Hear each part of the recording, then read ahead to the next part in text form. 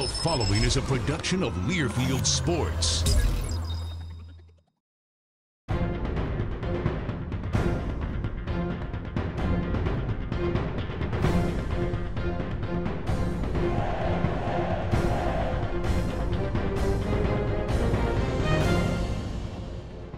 The Badger Hockey Digest, presented by Charter Communications. Hi, and welcome to the Badger Hockey Digest, brought to you by Charter on the radio voice of Wisconsin hockey. Brian Posick with head coach Mike Eaves. The Badgers coming off a weekend split with 8th-ranked Miami and resumed WCHA play this weekend against Alaska-Anchorage. But, Mike, the Miami series here at the Kohl Center was highly entertaining. Not a lot of goals scored, but both teams very good defensively anyway. But still up and down, high-paced action, and something that your club's going to benefit from, we believe, down the stretch, right? There's no question. That's the kind of hockey you're going to see in championship series, playoff hockey, anything you want to put into that category. And I think we hadn't seen that tempo play probably since Minnesota in Minnesota. So it was good because right now we're in the second half of the year. We're building toward the playoffs. We're building toward home ice.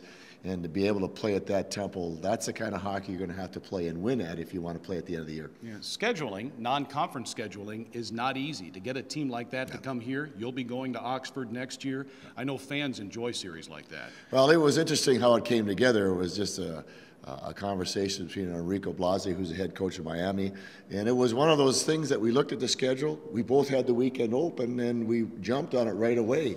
And sometimes that doesn't happen, or most times that doesn't happen. So sometimes scheduling, you can kind of look at it and how things work out.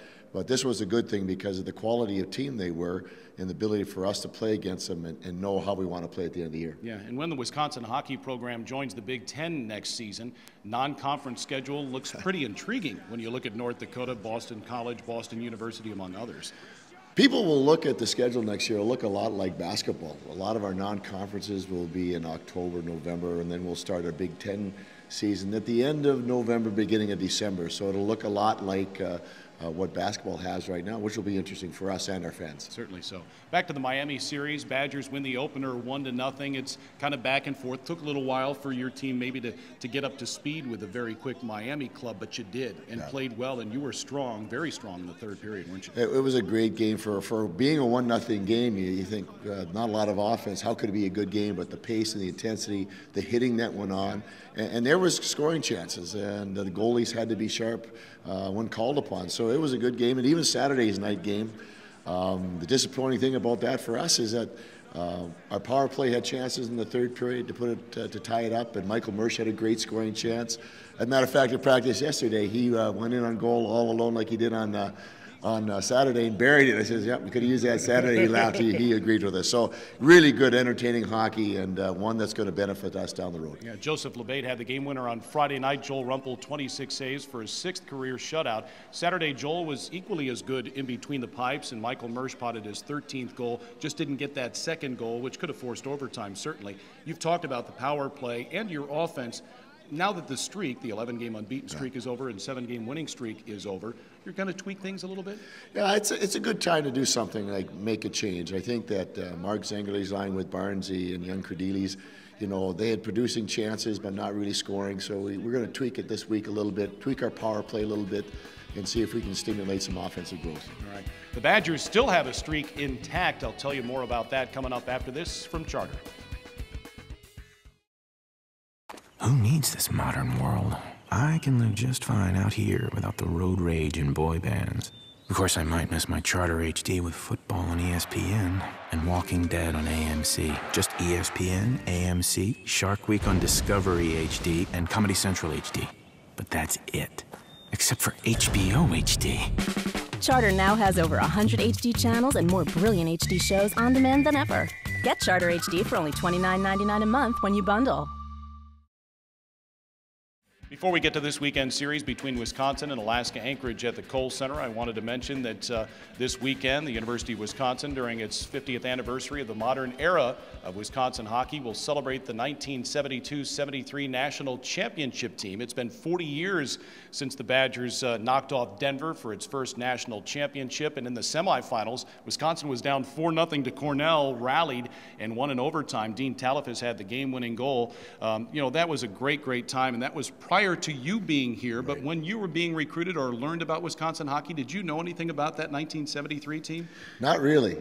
At the time, we were living in Ottawa, Ontario, and I didn't know too much about. I knew I wanted to come to school, but I didn't know much about college hockey. My dad played at Denver, so that's the route that I knew I wanted to go, and I came down in the springtime, never saw a game, fell in love with the campus. Just loved the campus, and that's why I came here. But as time went on, I got to know Steve Alley and John Taft and Dick Perkins, who were members of that 72-73 team. So I started to learn a little bit of the culture, and that was the very first championship for Wisconsin. And I've been privy to some emails that's going on right now between Steve Alley and John Taft and Don Dupre, a lot of the guys that were on that team, and they're excited to come back and to reunite. They were a very special club. They didn't have any all WCHAs or All-Americans on that team, I don't think, and they were just a bunch of guys that worked hard and had great chemistry. Yep, and coached by Badger Bob Johnson. Steve Alley is a big-time donor. We're standing here in front of the Badger Hockey Alumni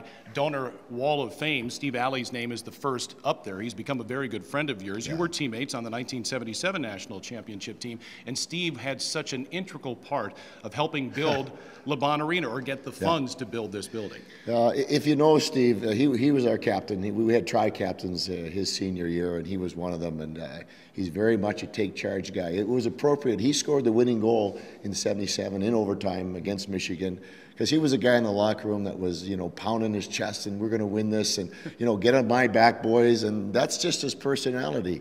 And when the rink was being built and we were running into some financial troubles because the times weren't good, Steve's jumped right in there, and he spearheaded a group of alumni. He was the captain, if you will, and there was 5 other captains, and they got together and they created a plan, and they went and executed the plan to try to stimulate giving from the other alumni. And it was a plan that raised close to $1 million in a very tough economic time, and amongst a bunch of guys that still weren't at that retirement point in their life.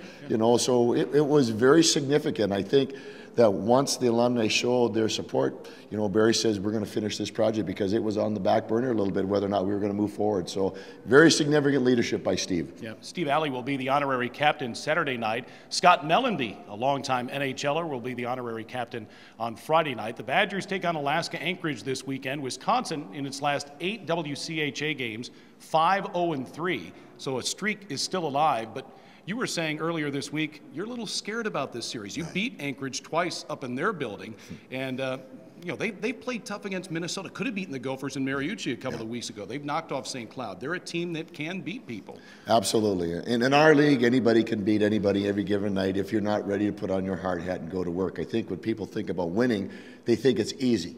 If you think winning is easy, you're going to get your butt handed to you. So that's the one thing as a head coach, and all coaches fear a series like this. We went up there, we beat them there. We have to recall how we beat them there, what it took to beat them, and it all started with hard.